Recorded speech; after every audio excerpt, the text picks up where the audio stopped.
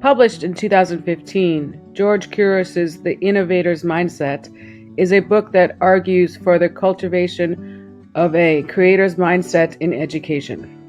Having served as a teacher, administrator, and self-proclaimed learner, George has approached education from many angles.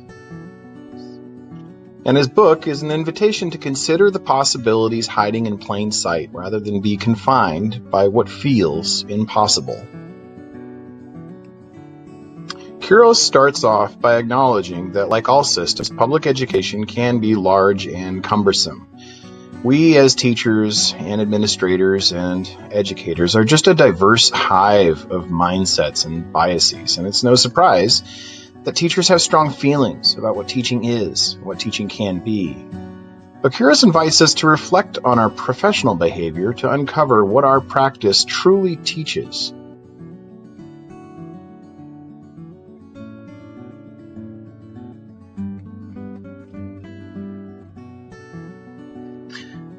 And while the world is changing certainly beneath our feet, formed and reformed by advances in technology, the constant innovation perhaps overloads our imagination in the process, making it difficult at times to be creative and perhaps even frustrating to keep up.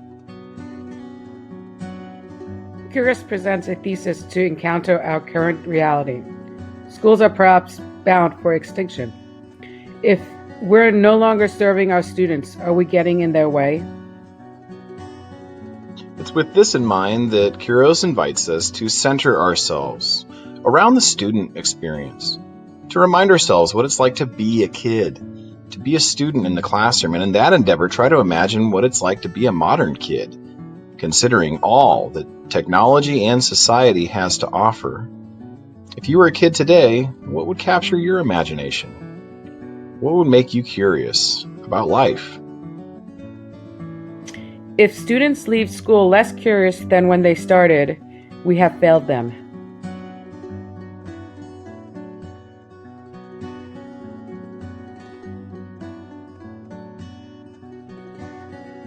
Okay, definition time. What is innovation and what isn't it?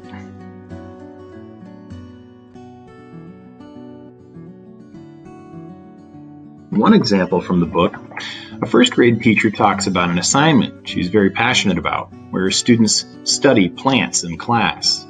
They draw pictures of the plants in notebooks and record observations, and over several weeks, gain a deeper understanding of how plants grow. It's pretty cool. In a conversation with this teacher, Couros challenged her to innovate. How could she get better exposure online? How might she recruit her students' parents, the community, and leverage their classwork they're already doing into something more visible? So she created an Instagram account, and instead of using journals, she had her students post their work online.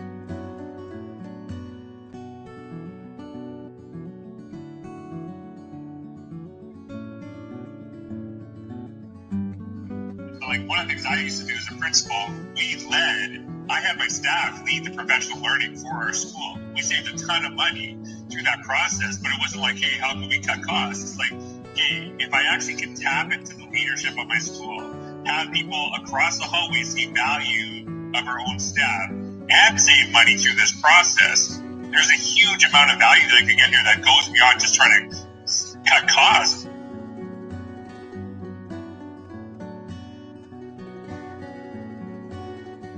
So in this sense, innovation starts with empathy. Trying to get a good feel for what our students are going through. George stresses this a lot throughout the book. Everything starts with the relationships. Next, it's fed by a desire to do something better. And ultimately, it's never ending. There is no end to innovation because there is no end to the world. Once one stops, so does the other. So this brings us to what innovation isn't. Innovation isn't putting a computer in a student's hands.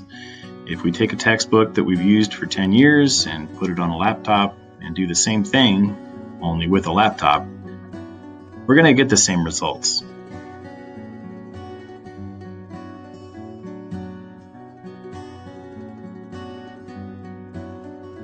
And likewise, innovation isn't found in your email inbox. If we aren't using these tools to affect our organizational structure, how we interact, tell stories, make decisions, reflect, and learn from each other, we may even begin to feel exhausted by even the idea of technology.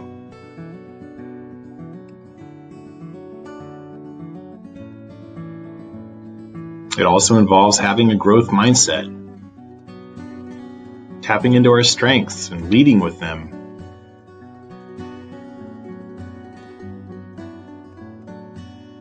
And laying the groundwork for an open culture, one where educators are free to share their practice with each other and online in the global arena. This book is for anyone in education who has ever tried something new and failed, then tried again. It's for anyone interested in improving their practice and looking for ways to better serve their students. One sentiment really stayed with me, though, and it best represents the pathos of what we're all striving for in education. In response to the question, is technology just a tool? George Couros brings up something deeply moving and surprising. Videos of people who have just received cochlear implants. In these clips, we see people young and old as they recognize and experience the miracle of hearing for the first time. Now? Yeah. What about Mom's voice? Can you hear my voice? Yes.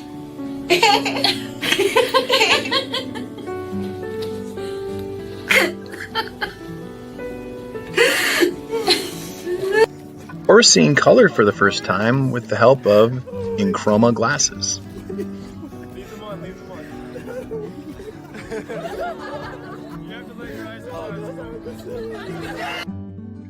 And these moments really are so beautiful and they're emotional. But one thing we can take from them is that these are moments that are not depicting people who are simply being engaged by technology. They're being empowered through it. Their lives forever changed.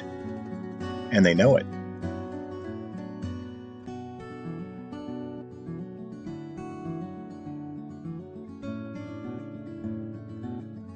And that is really the intangible from this book, The Innovator's Mindset, going from engagement to empowerment. That when we think about what's possible with technology in our lesson planning, we need to try, if we can, to picture the look of wonder in someone's face, who's seeing the miracle of color for the first time, or hearing their mother's voice, that rush of emotion in being exposed to a new reality that will forever change them.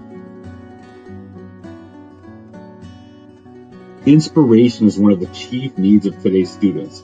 Kids walk into schools full of wonder and questions, yet we often ask them to hold their questions for later so we can get through the curriculum. We forget that our responsibility isn't solely to teach memorization or the mechanics of the task, but to spark a curiosity that empowers students to learn on their own, to wonder, to explore, to become leaders.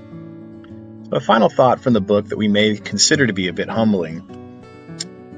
What we're really doing in class is kicking these kids out of the nest. At the end of the year, they've got to move on, bigger and better things. If what we're doing is teaching kids to look to us for a grade, for task criteria, or completion, aren't we really creating dependency, not independency? We need to be preparing them to leave us behind. Speaking of the innovator's mindset, are the people listening to this? You all, Cohort 18 and our amazing professors, have been a shoulder to cry on. You've been a toolbox full of tech resources for the classroom. I think between all of us, we could solve the world's problems in education. We truly exemplify the innovator's mindset. We're here because we want to be, because we're driven or passionate. And when you're doing it right, it doesn't feel like work, right? Thank you.